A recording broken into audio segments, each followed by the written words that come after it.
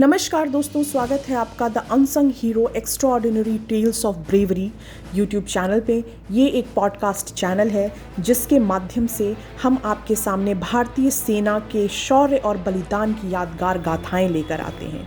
ये वे गाथाएं हैं जो आप शायद आज तक नहीं जान पाए होंगे। रणभूमि में कान के पास से निकलती गोलियां जो सरसराहट पैदा करती हैं, ये कहानियाँ आपके जिस्म में वही सरसराहट पैदा करेगी। और जिनके बारे में हम कहानी पढ़ रहे हैं या जिनकी कहानी हम पढ़ रहे हैं, मोहन नाथ गोस्वामी जी की कहानी, ये मैंने शिव अरुर और राहुल सिंह की किताब से उठाया है। तो चलिए कहानी शुरू करते हैं। अगस्त का महीना गर्मी के मौसम के उतार का महीना होता है और कश्मीर के हर जवान को पता होता है कि इसका मतलब क्या है।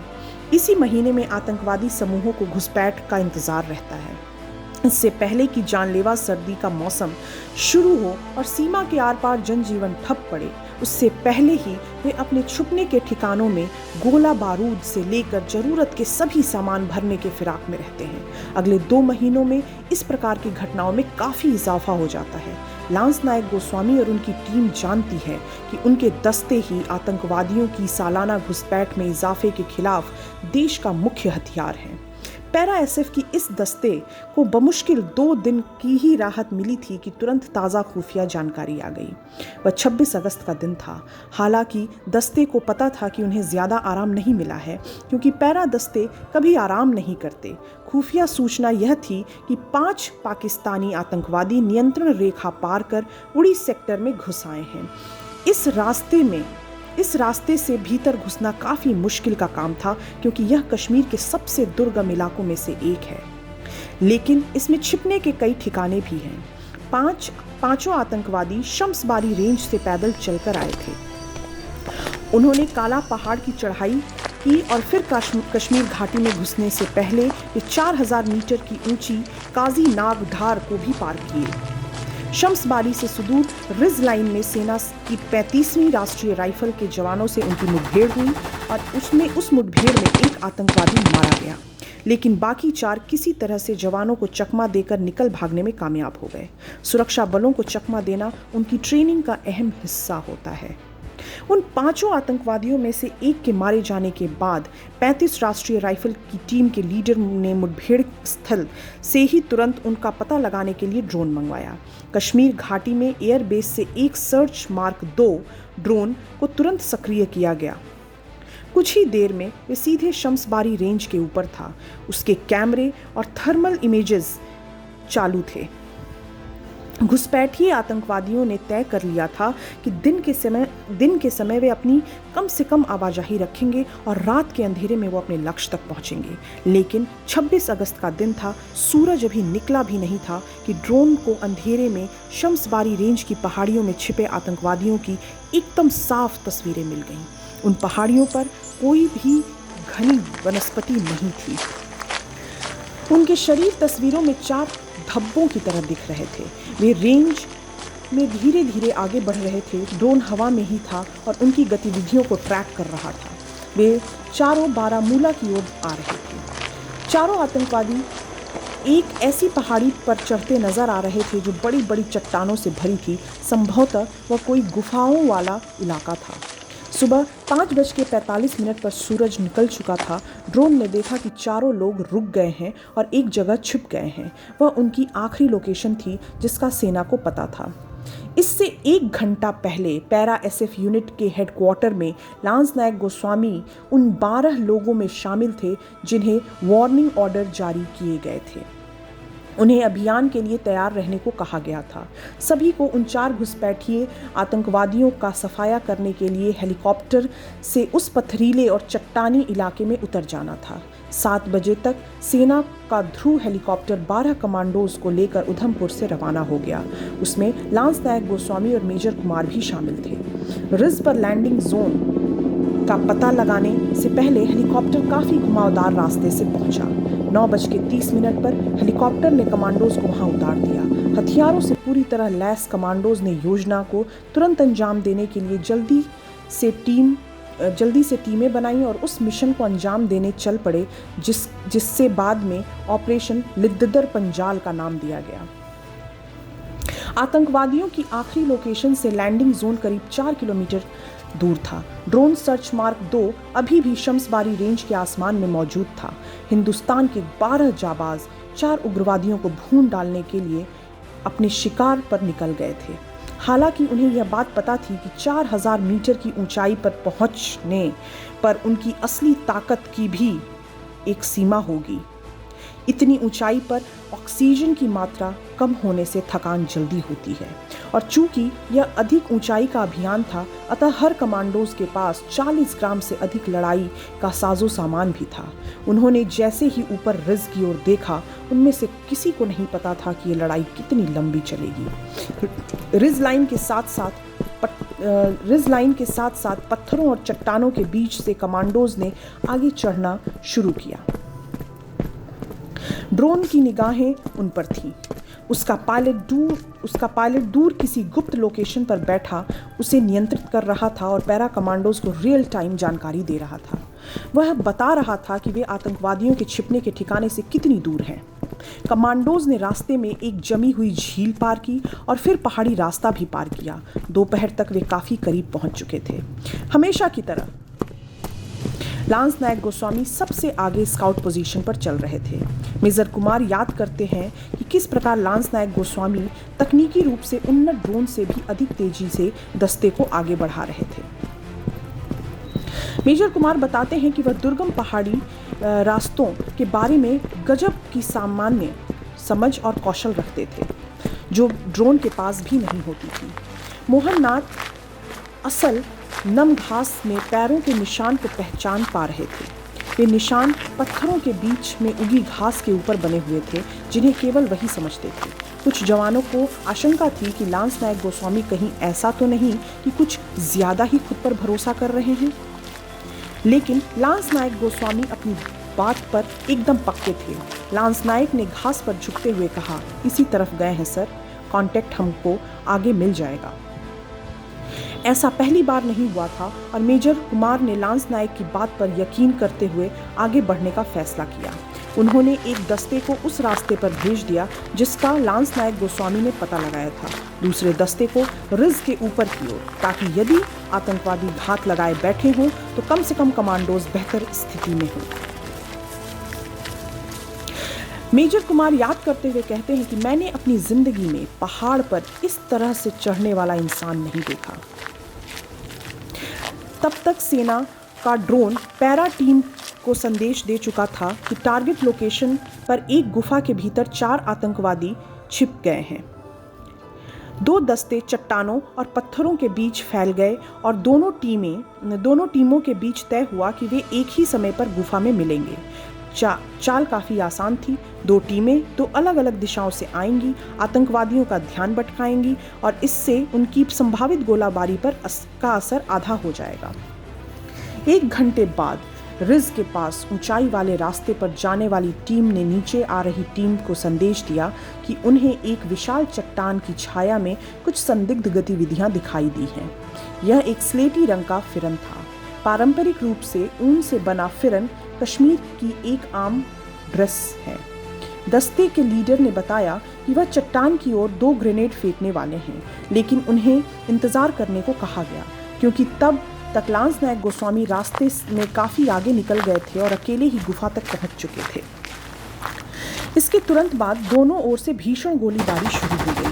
लांस नायक गोस्वामी ने अपनी TAR-21 राइफल से गोलीबारी की। उन्होंने एक निचली चट्टान के पीछे मोर्चा संभाल लिया। वह एकदम गुफा के मुहाने के बाहर ही थी। जब गोलीबारी कुछ धीमी हुई तो लांस नायक गोस्वामी पीछे हटते हुए अपनी टीम के जवानों के पास आ गए और उन्हें वह बताया जो अभी अभी हुआ था। मेजर कुमार को लांस नायक गोस्वामी का चेहरा आज भी याद है। वह बताते हैं कि मैंने उन्हें इतना शांत कभी नहीं देखा था। उन्होंने 4 आतंकवादियों को सीधे उनकी मांद में घुसकर सामना किया था। वह कुछ ही देर पहले भीषण गोलीबारी कर रहे थे, लेकिन उनके चेहरे पर कोई उत्तेजना नहीं थी। उन्होंने केवल इतना कहा, सर, बंदे दिख गए हैं और एक को गोली लग गई है। मेजर कुमार उन क्षणों को याद करते हुए कहते हैं कि गुफा में घुसना गुफा में घुसने का कोई रास्ता नहीं था। इसमें कमांडोज के घायल होने की आशंका थी। हमारे पास राशन और पानी भी था, गोला बारूद भी। इसलिए हमने रात होने का और उनके बाहर निकलने का इंतज़ार करने का फैसला किया। लांस नायक गोस्वामी गुफा के दाहिनी ओर 15 मीटर की दूरी पर बैठ गए। यदि आतंकवादी बाहर निकलते हैं तो अर्ध गोलाकार स्थिति में मोर्चा संभाले बैठे कमांडोज उन्हें ढेर कर देंगे। कमांडो थके हुए थे, लेकिन उनके लिए आराम नाम की कोई चीज़ नहीं थी। मौसम भी खराब हो रहा था। ओस की जिन बूंदों ने उन्हें आतंकवादियों तक पहुंचाया था, अब वह ओस उन पर भी गिर रही थी। उन्होंने बारी बारी से पूड़ी और अचार का डिनर किया। आतंकवादियों को यह बताना भी ज़रूरी था कि अब उनके पास बच निकलने का कोई रास्ता नहीं है। इसलिए एक सैनिक को रात में गुफा की ओर 2 रॉकेट प्रोपेलेड ग्रेनेड दागने का आदेश दिया। ग्रेनेड का धमाका होने के बाद 2 आतंकवादी घबराए हुए से गुफा के बाहर निकले। वे भागने का रास्ता ढूंढ रहे थे।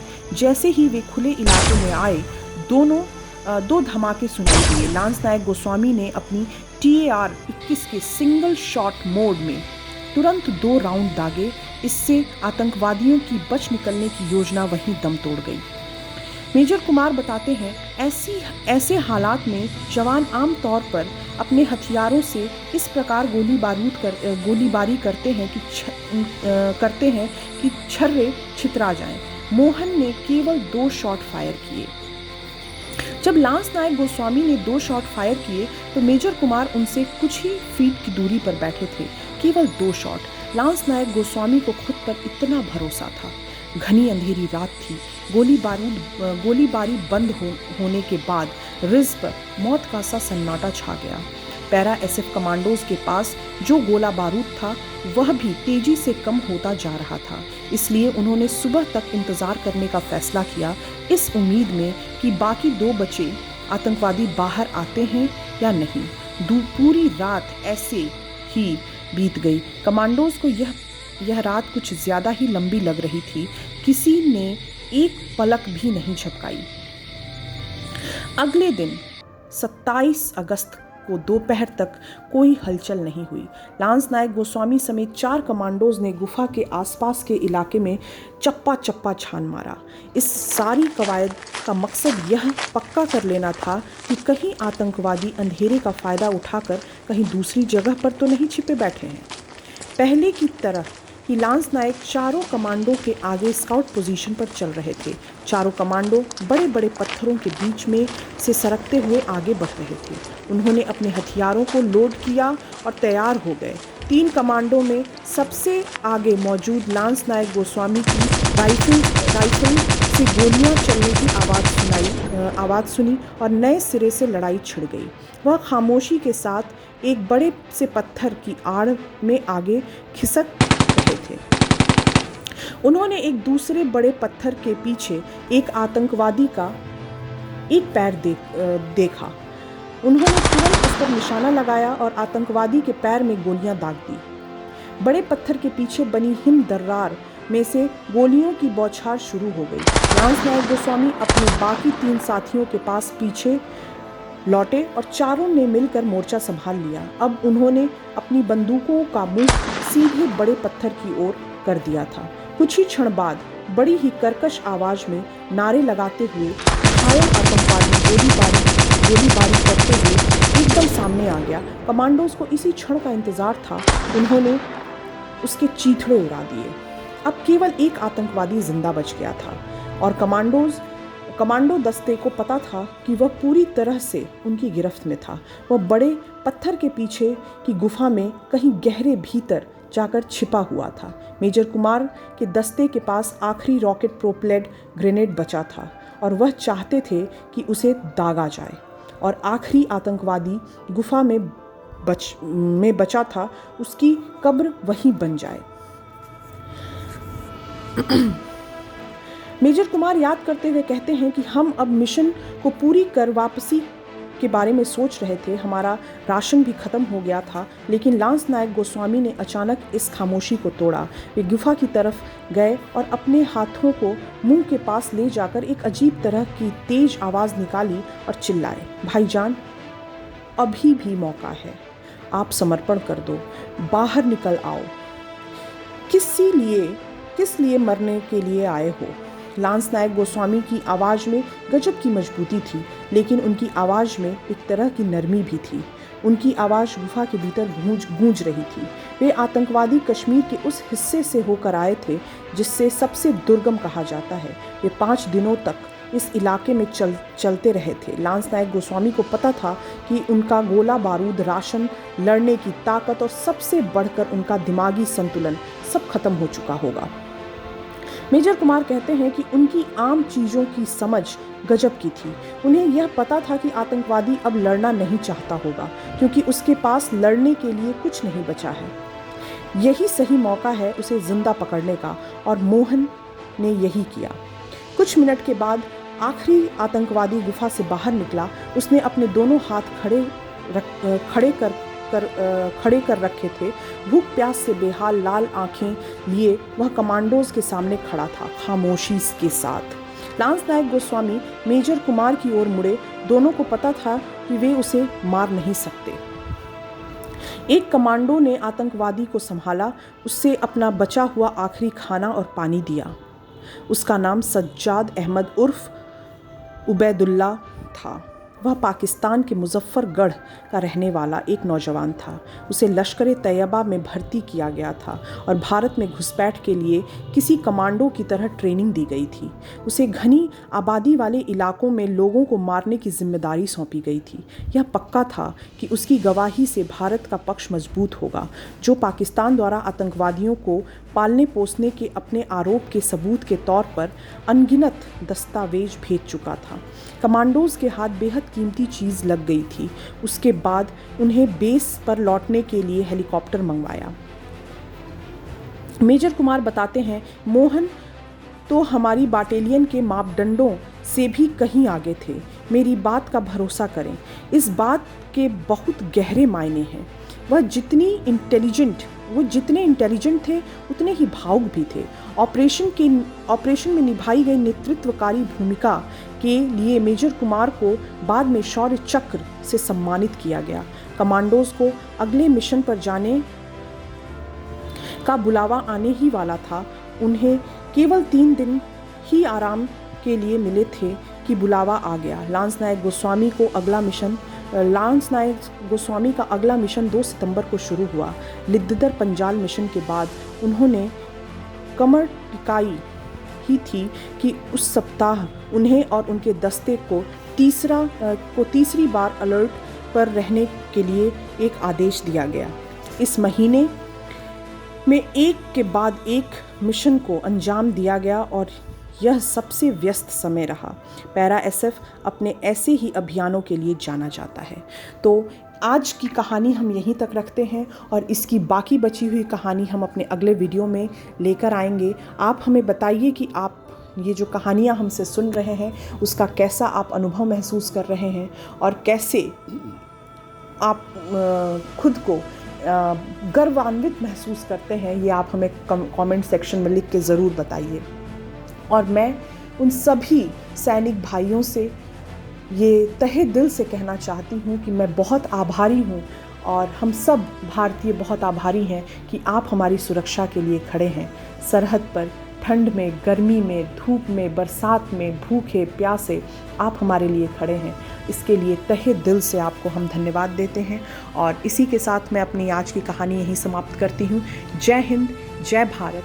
और उन सभी सैनिकों को आप धन्यवाद बोलें जिनसे आप कभी मिले रास्ते में या कहीं भी अगर आपकी मुलाकात होती है तो उनको धन्यवाद दीजिए, क्योंकि आज हम उन्हीं की वजह से सुरक्षित हैं। तो एक बार फिर जय हिंद, जय भारत, धन्यवाद।